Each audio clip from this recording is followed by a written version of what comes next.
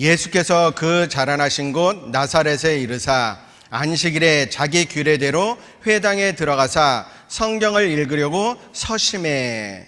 예수께서 그 자라나신 곳 나사렛에 이르사 안식일에 자기 규례대로 회당에 들어가사. 여기 규례대로라는 것은 이제 영어 성경에 보면 his custom으로 돼 있어요. 바로 습관에 따라서 회당에 들어가서 성경을 읽으셨다. 성공하는 그리스도인의 습관 가운데 가장 중요한 것은 바로 말씀에 대한 습관이에요. 묵상하는 습관입니다. 성공하는 그리스도인의 생활 가운데 가장 큰 영향을 끼치는 습관이 바로 말씀에 대한 습관이에요. 우리가 말씀으로 무엇을 할 수 있습니까? 5개 딱 손가락을 피면 말씀을 듣기, 읽기, 묵상하기, 암송하기, 실천하기. 그렇죠? 5 손가락을 보고 말씀을 생각해야 돼요. 평생에 자기 옆에 두고 읽어서 그 하나님의 여호와 경외하기를 배우며 이 율법의 모든 말과 이 규례를 지켜 행할 것이라 라고 말씀하셨어요. 자, 말씀에 대한 우리의 태도가 어떠해야 될까? 전도서 12장 11절 찾아보겠습니다.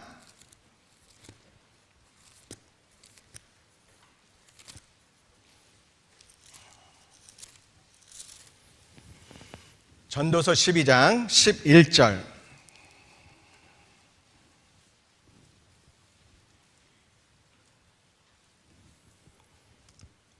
이 말씀도 같이 읽겠습니다. 지혜자의 말씀은 찌르는 채찍 같고 회중의 스승의 말씀은 잘 박힌 목 같으니 다 한 목자에 주신 바니라.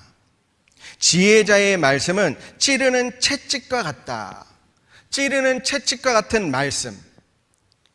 자, 좋은 약이 입에 쓰지만 병에 이로운 것처럼 옳은 말이 귀에 거슬려도 잘 들으면 행실에 유익하다. 여러분에게 있어서 하나님의 말씀이 정말 찌르는 채찍과 같은 말씀이 되고 있습니까? 항상 그 말씀을 들으면서 내 자신을 돌아보고 나의 못남, 나의 죄 있는 부분을 반성하고 하나님께 돌이키고 하나님께 더욱 나가고자 하는 그런 말씀이 되고 있습니까? 모든 말씀이 그렇게 돼야 되는데 그렇게 되지 못하고 있는 이유가 있다면 그게 뭘까요? 말씀 생활이 습관화되어 있지 않기 때문에 그래요. 하나님의 말씀은 살았고 운동력이 있어 자위할 선 어떤 검보다도 예리하여 혼과 영과 관절과 골수를 찔러 쪼개기까지 한다고 했어요. 하나님의 말씀은 살았고 운동력이 있잖아요. 살아있고 운동력 있는 말씀이 내 안에 들어와서 나를 살아있고 움직이고 활력있게 만드는 역할이 되지 않는다면 말씀에 대한 온전한 습관이 되어 있지 않기 때문에 그래요.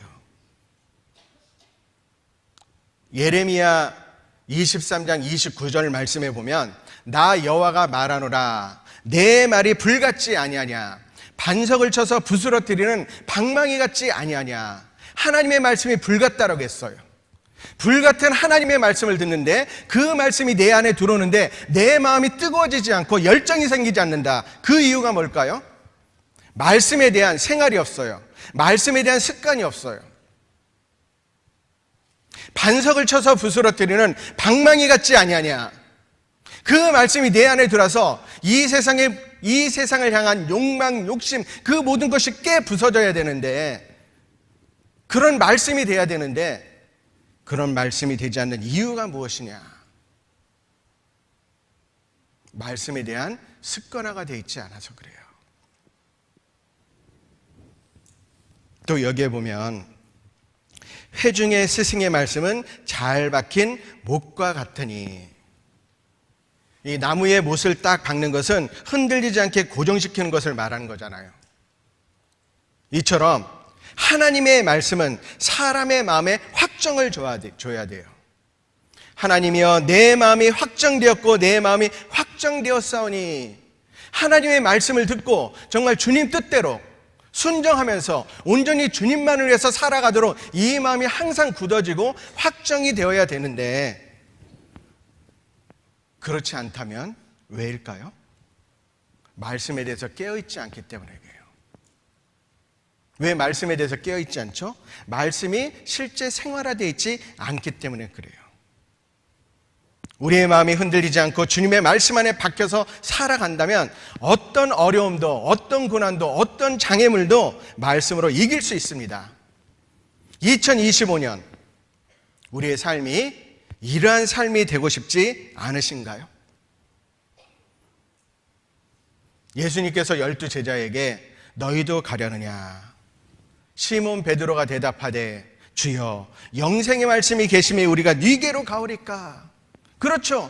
영생의 말씀이 있으니까 다른 어디에도 한눈 팔지 않고 다른 어디에도 가지 않고 오직 주님의 몸된 교회 안에서 자기 자리를 차지하고 확정된 마음으로 주님만을 위해서 살아가는 그런 마음을 가져야 되지 않을까요?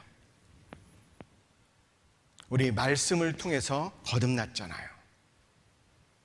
또 말씀은 죄로부터 우리를 보호해 주잖아요. 청년이 무엇으로 그 행실을 깨끗게 하리까? 주의 말씀을 따라 행할 것이니다. 삼갈 것이니다. 내가 주께 범죄치 아니하려여 주의 말씀을 내 마음에 두었나이다. 항상 그 말씀이 있으면 죄를 이길 수 있어요.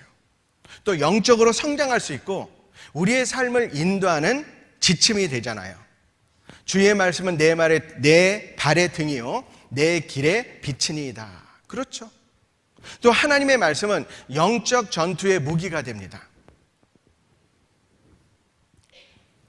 에베소서 6장에 보면 하나님의 전신갑주가 나오잖아요. 그 전신갑주가 6종류인데 보면 진리의 허리띠가 나오고 의의 흉배가 나오고 평안의 복음에 예비한 신이 나오고 그리고 믿음의 방패가 나오고 구원의 투구가 나오고 하나님의 성령의 검이 나와요.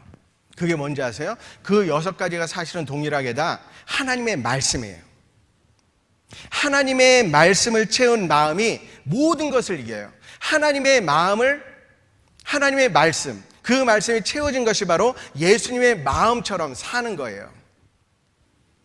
예수님도 40일 금식 후에 사단이 와서 시험할 때 그 극박한 상황에서 오직 말씀으로 모든 것을 승리했던 것처럼 말씀으로 모든 것을 이기셨어요.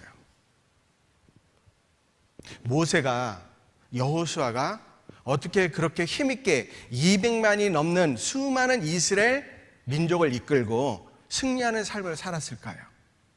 그 핵심은 말씀에 있었어요. 자, 신명기 말씀 찾아보겠습니다. 신명기 6장 6절.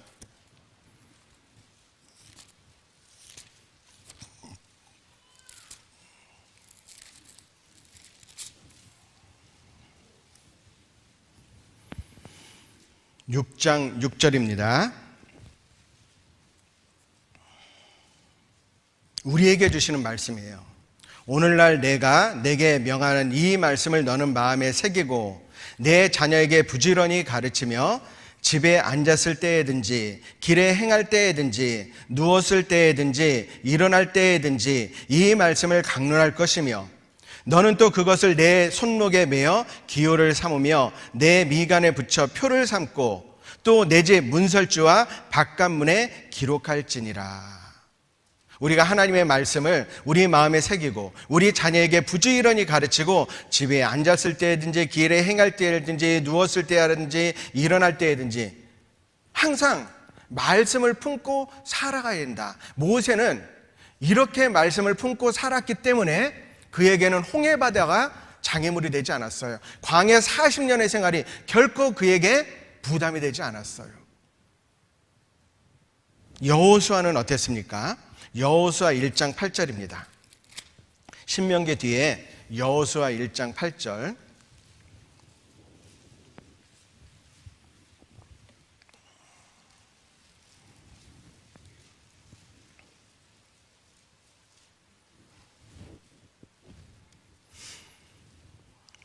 (8절) 말씀 같이 읽겠습니다.